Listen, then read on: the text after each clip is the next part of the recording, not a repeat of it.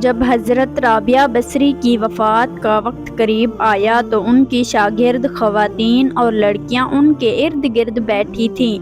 ان لڑکیوں نے درخواست کی کہ ہمیں کچھ نصیحت کریں تو رابعہ بصری نے فرمایا کہ کبھی بھی بغیر نکاح کے نہ رہو۔ بسم اللہ الرحمن الرحیم۔ پیارے نبی حضرت محمد صلی اللہ علیہ وآلہ وسلم کی شریعت پر جن محترم لوگوں نے احسن طریقے سے عمل کیا اور جنہوں نے اپنی زندگیاں سنت نبوی میں گزار دی، انہیں اولیاء کرام کہا جاتا ہے۔ انہیں مقدس و محترم اور برگزیدہ ہستیوں میں نہایت ہی معتبر نام حضرت رابعہ بصری کا ہے۔ حضرت رابعہ بصری قیامت تک خواتین کے لیے مشعل راہ ہیں۔ خواتین و حضرات، معروف صوفی شخصیت رابعہ بصری کی پیدائش 95 ہجری سے 99 ہجری کے دوران عراق کے شہر بصرہ میں ہوئی۔ وہ ایک انتہائی غریب لیکن معزز گھرانے میں پیدا ہوئی۔ رابعہ بصری اپنے والدین کی چوتھی بیٹی تھی، اس لیے آپ کا نام رابعہ یعنی چوتھی رکھا گیا۔ رابعہ بصری کے والدین کی غربت کا اندازہ اس بات سے لگایا جا سکتا ہے کہ جس رات رابعہ بصری پیدا ہوئیں، آپ کے والد کے پاس دیا جلانے کے لیے نہ تیل تھا اور نہ ہی آپ کو لپیٹنے کے لیے کوئی کپڑا۔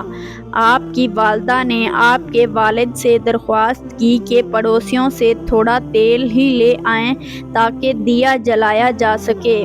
آپ کے والد نے پوری زندگی اپنے خالق حقیقی کے علاوہ کسی کے آگے ہاتھ نہ پھیلایا تھا۔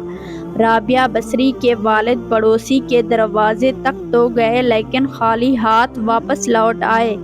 رات کو رابعہ بصری کے والد کو خواب میں حضور پاک صلی اللہ علیہ وآلہ وسلم کی زیارت ہوئی اور انہوں نے رابعہ کے والد کو بشارت دی کہ تمہاری نومولاد بیٹی خدا کی برگزیدہ بندی بنے گی اور مسلمانوں کو صحیح راہ پر لے آئے گی۔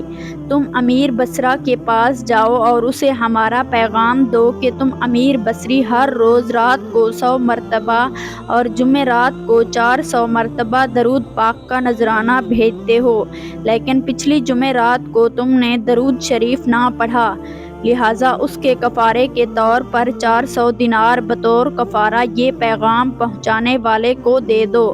رابعہ بصری کے والد اٹھے اور امیر بصرہ کے پاس پہنچے۔ اسی دوران آپ کی آنکھوں سے خوشی کے آنسو جاری تھے۔ جب امیر بصرہ کو رابعہ بصری کے والد کے ذریعے حضور پاک صلی اللہ علیہ وآلہ وسلم کا پیغام ملا تو یہ جان کر انتہائی خوش ہوا کہ وہ نبی آخر حضور صلی اللہ علیہ وآلہ وسلم کی نظروں میں ہے۔ اس نے شکرانے کے طور پر فوراً 1000 دینار غریبوں میں تقسیم کرائے اور 400 دینار رابعہ بصری کے والد کو ادا کیے اور ان سے درخواست کی کہ جب بھی کسی چیز کی ضرورت ہو بلا جھجک تشریف لے آئیں۔ کچھ عرصے بعد رابعہ بصری کے والد انتقال کر گئے۔ اسی اثناء میں بصرہ کے سخت قحط نے اپنی لپیٹ میں لے لیا۔ قحط کے دوران رابعہ بصری اپنی بہنوں سے بچھڑ گئیں۔ ایک بار رابعہ بصری ایک قافلے میں جا رہی تھی کہ قافلے کو ڈاکو نے لوٹ لیا اور ڈاکو کے سردار نے رابعہ بصری کو اپنی تحویل میں لے لیا اور آپ کو لوٹ کے مال کی طرح بازار میں لونڈی بنا کر بیچ دیا۔ آپ کا آقا آپ سے انتہائی سخت محنت مشقت کا کام لیتا تھا، اس کے باوجود آپ دن بھر کام کرتی اور رات بھر عبادت کرتی رہتی اور دن میں بھی زیادہ تر روزے رکھتی۔ اتفاقاً ایک دفعہ رابعہ بصری کا آقا آدھی رات کو جاگ گیا اور کسی کی گروزاری کی آواز سن کر دیکھنے چلا گیا۔ رات کے اس پہر کون اس طرح گروزاری کر رہا ہے؟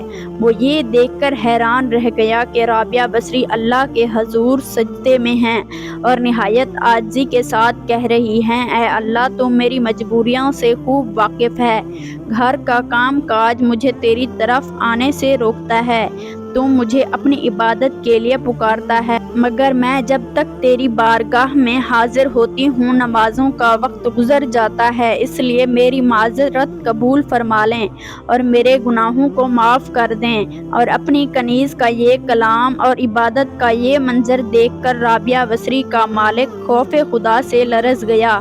اس نے یہ فیصلہ کیا کہ ایسی اللہ والی کنیز سے اپنی خدمت کرانے کے بجائے بہتر یہ ہوگا کہ خود اس کی خدمت کی جائے۔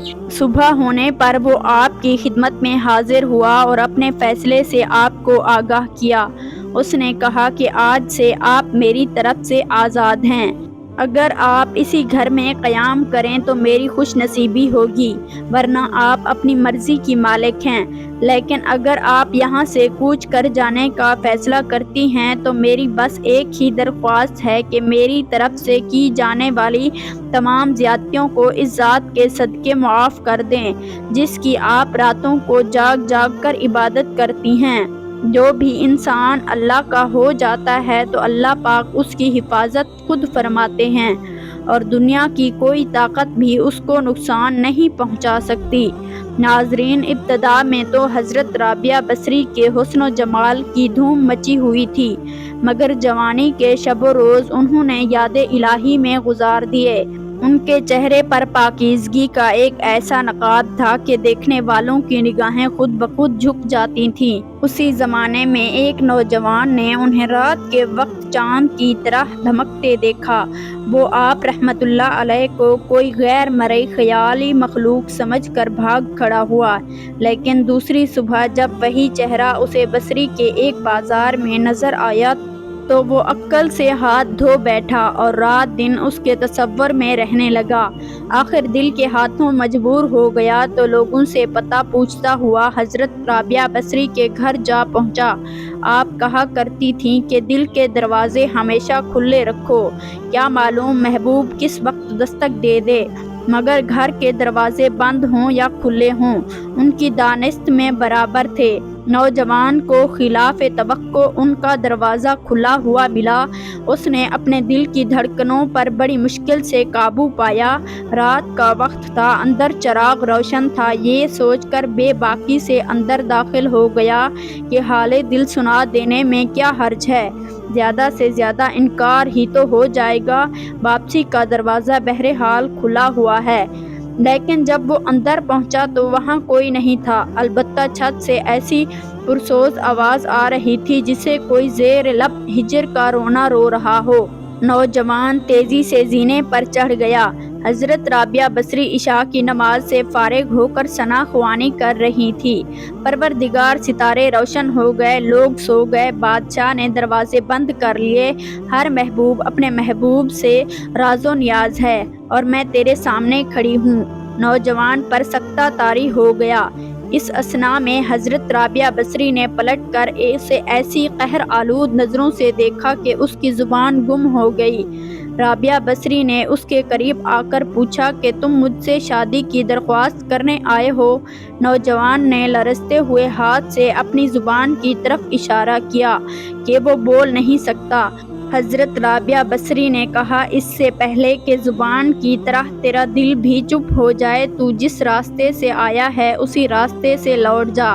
وہ جوان صرف آنکھوں سے التجا کر سکتا تھا کہ نیک خاتون میری گویائی میرے واپس دے دے، میں تیرے مرتبے سے واقف نہیں تھا، مجھ سے غلطی ہوئی، مجھے معاف کر دے۔ لا علمی ہمیشہ قابل معافی ہوتی ہے۔ اس کے خاموش آنسوں کے جواب میں حضرت رابعہ بصری نے کہا، نوجوان، تو نے اگر مجھ سے کوئی زیادتی کی ہوتی تو میں تجھے یقیناً معاف کر دیتی، میں نے خود کو بہت پہلے اپنے رب کے حوالے کر دیا تھا، اب یہ معاملہ تیرے اور رب کے درمیان ہے، معافی مانگنا ہے تو اس سے مانگ، تو صدق دل سے توبہ کرنے کا ارادہ کرے تو شاید توبہ کی خاطر تیری زبان کھل جائے۔ یہ کہہ کر وہ نماز کے لیے کھڑی ہو گئی۔ نوجوان بھی بے اختیار سجدے میں گر گیا۔ وہ رو رہا تھا، نہ معلوم کب تک روتا رہا۔ جب اسے ہوش آیا تو زبان کھل چکی تھی اور توبہ توبہ کا ورد کر رہی تھی۔ بصرہ کے بازاروں میں سالہ سال تک ایک مجذوب گرمی، جاڑے اور برسات سے بے نیاز ہو کر دیوانہ وار توبہ توبہ کے نعرے لگاتا رہتا۔ اس کے نعروں سے بصرہ کی راتیں گونج اٹھتی تھی اور بچے صحن کے ماؤں سے سینوں سے دبک جاتے تھے۔ آخر ایک دن وہ مجذوب اچانک ہی کہیں غائب ہو گیا۔